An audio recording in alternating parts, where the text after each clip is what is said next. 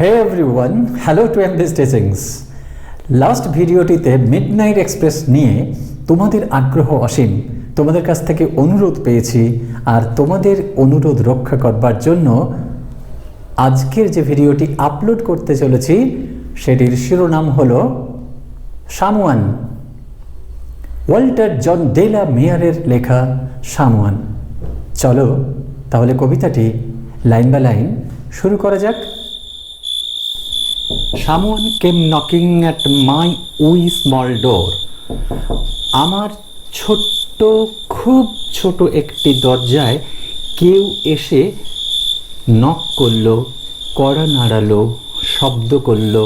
দরজার বাইরে থেকে যখন আমরা টোকা দিই শব্দ হয়, ঘরের মধ্যে থাকা কোনো ব্যক্তি সেই ডাকে সাড়া দিয়ে থাকেন। কবির মনে হচ্ছে কেউ যেন বাইরে থেকে এসে কড়া নাড়ল। Someone came knocking, I am sure, sure, sure. কেউ তো একজন এসেছিলেন, নক করেছিলেন তার দরজায়।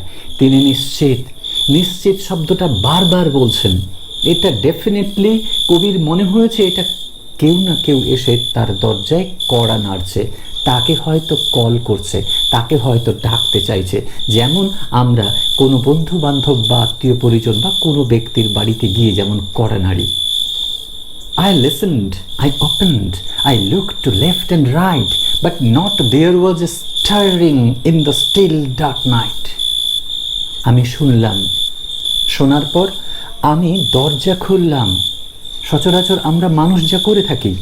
I looked to left and right, আমি আমার বাম দিকে তাকালাম, আমি আমার ডান দিকে তাকালাম। But not there was a stirring in the still dark night. কাউকেই দেখতে পেলাম না, কোনো মুভমেন্ট, কোনো শব্দ, কোনো নড়াচড়ার শব্দ কিছুই পাওয়া গেল না। রাতটা ছিল অত্যন্ত শান্ত, অত্যন্ত অন্ধকারময় একটা রাত।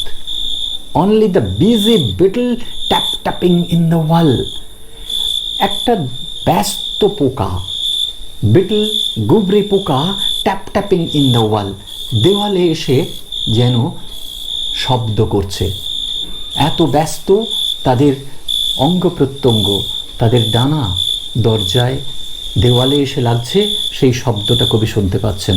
মনে হচ্ছে যেন কেউ এসে তাকে ডাকছে।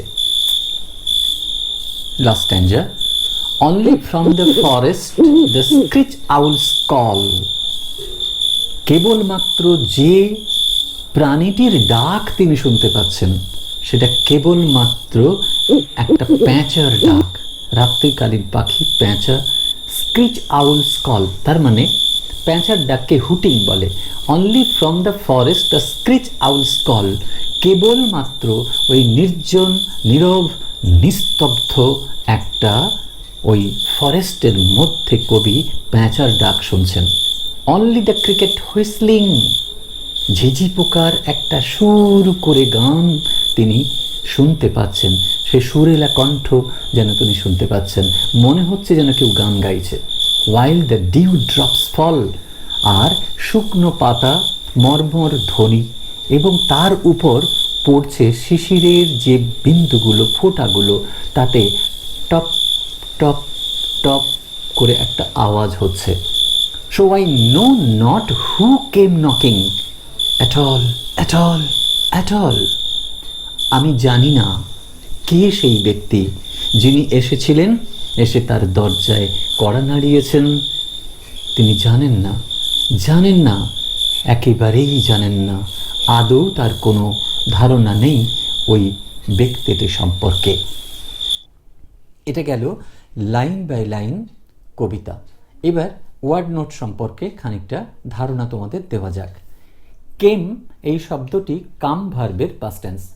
নকিং এটা প্রেজেন্ট পার্টিসিপল করা হয়েছে, আইএনজি কোনো ভার্বের সাথে যুক্ত করলে এটা হয় at my we. We means very small, খুব ছোট। স্মল ডোর, কবি দুবার একই অর্থবোধক ফ্রেজ ব্যবহার করেছেন। মাই উই স্মল ডোর, ছোট, খুব ছোট অর্থে।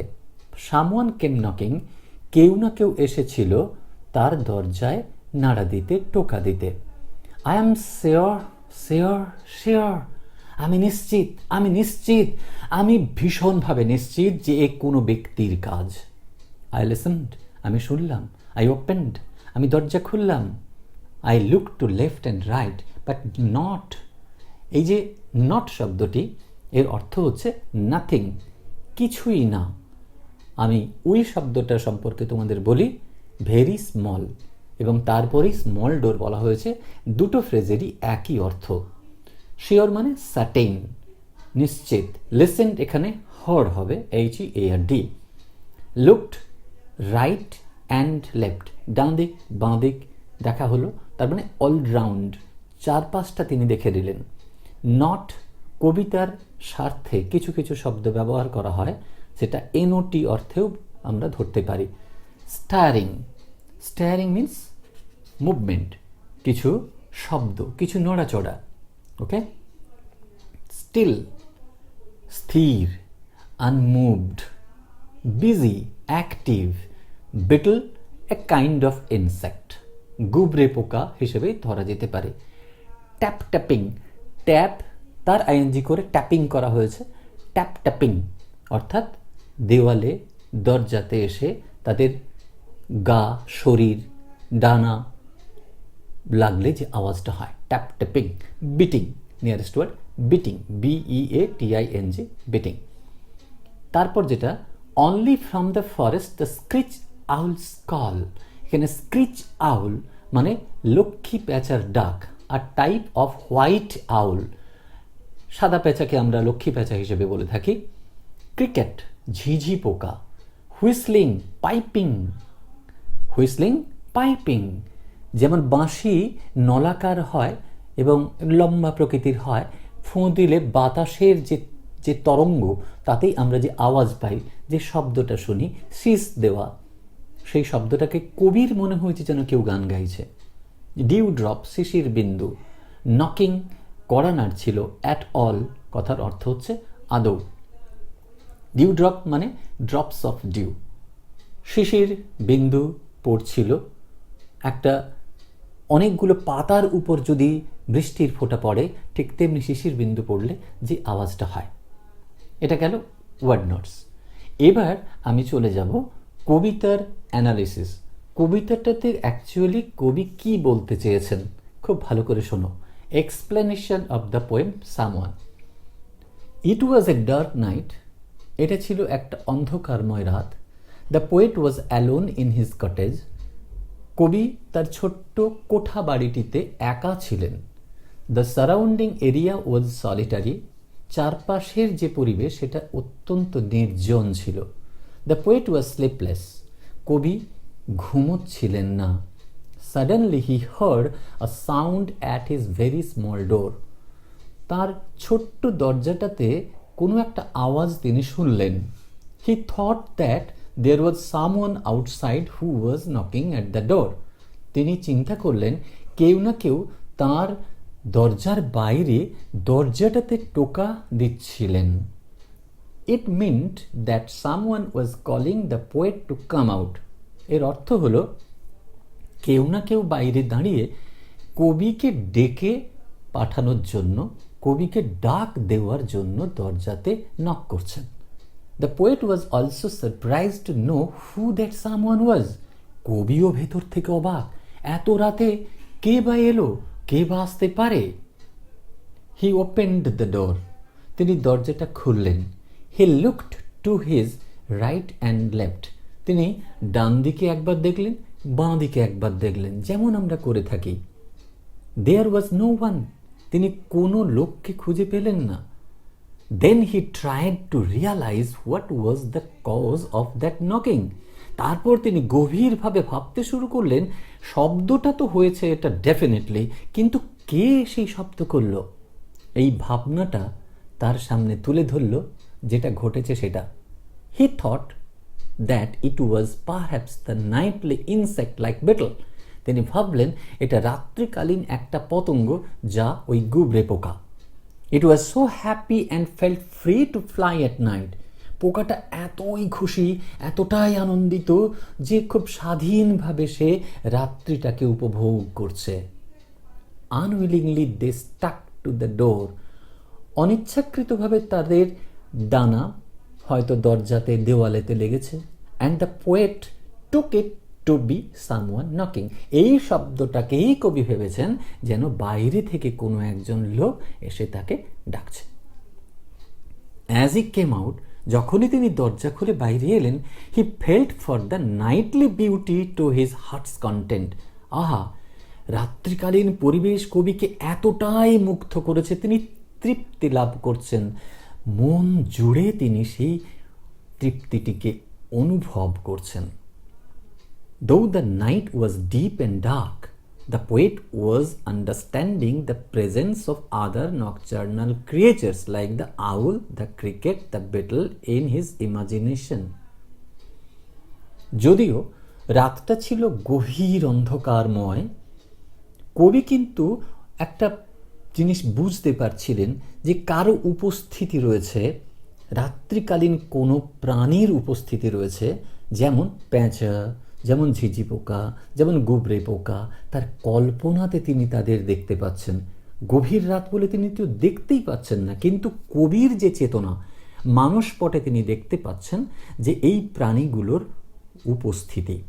The sound like tapping and dew drops also pleased him very much. তাহলে তার অনুধাবন করবার দৃষ্টি দিয়ে কিছু দেখা, আর কান দিয়ে কিছু শোনা, sites and sounds, dew drops and also pleased him very much. এই পাতার উপর যে শিশির বিন্দুর যে পতন, তার ফলে যে আওয়াজটা হয় সেটা, আর বিটলদের যে ট্যাপিং, এই শব্দটা, এইগুলো কবিকে ভীষণ আনন্দ দিয়েছে।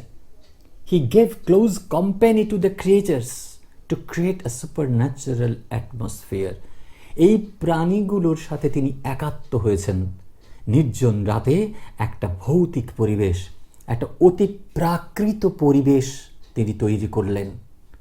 হি came out of his cottage simply to respond to someone's call, but the bodies that overwhelmed the poet were more important than that of someone. তিনি যে তার কটেজ থেকে বেরিয়ে এলেন কেবলমাত্র কোনো একজনকে সাড়া দেবেন বলে, যিনি তার দরজায় নক করছিলেন। কিন্তু বেরিয়ে এসে কি দেখলেন? যা যা তিনি দেখলেন, যে bodies, the beetles, the owl, the crickets, এই যে প্রাণীগুলো কবিকে এত বেশি মুগ্ধ করলো, তার কাছে তখন মনে হলো সে যেই আসুক না কেন, যেই দরজায় এসে নাড়া দিক না কেন, তার চেয়েও বেশি গুরুত্বপূর্ণ এই রাত্রিকালীন, এই মনোমুগ্ধকর, এই সুন্দর পরিবেশ। এই হলো কবিতার সারমর্ম, এটা হলো কবিতার অ্যানালিসিস। তোমরা নিশ্চয়ই খুব ভালো করে বুঝতে পেরেছ। এবার ছোট্ট করে কয়েকটা কথা বলে দিই। কবিতাটি কীরকম প্যাটার্নে লেখা হয়েছে, কি ধরনের কবিতা। কবিতাটা হচ্ছে Singh song pattern, SING Singh song pattern, Singh song প্যাটার্নের কবিতা। এবং এখানে দুটো রাইম ভাগ করা রয়েছে, একটা হচ্ছে রিপিটিং স্ল্যান্ট রাইম, আরেকটা রিপিটিং এন্ড রাইম। সেটা কি? কমনলি তোমরা বলতে পারো যে স্ল্যান্ট রাইম এবং এন্ড রাইম কি।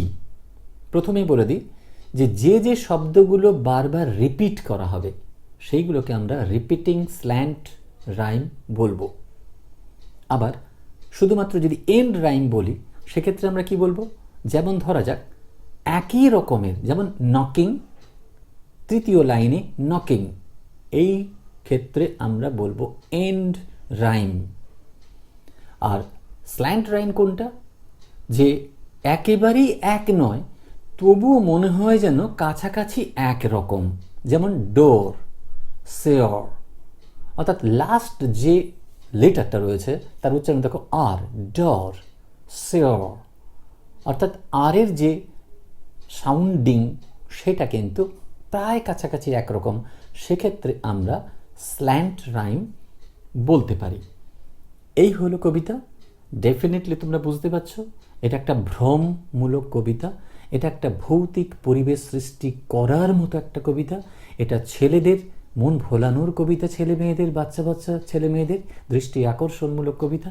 ডেফিনেটলি তোমরা খুব ভালো করে পড়বে, প্রত্যেকটা জায়গা খুব ভালো করে বোঝার চেষ্টা করবে, আশা করি তোমরা বুঝতে পারবে, তোমাদের ভালো লাগবে।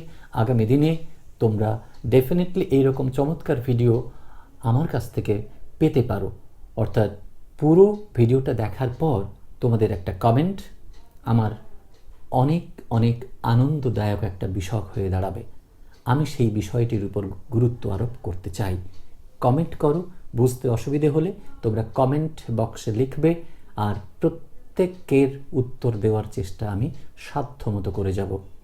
আজকে তাহলে বিদায়, সবার ভালো হোক।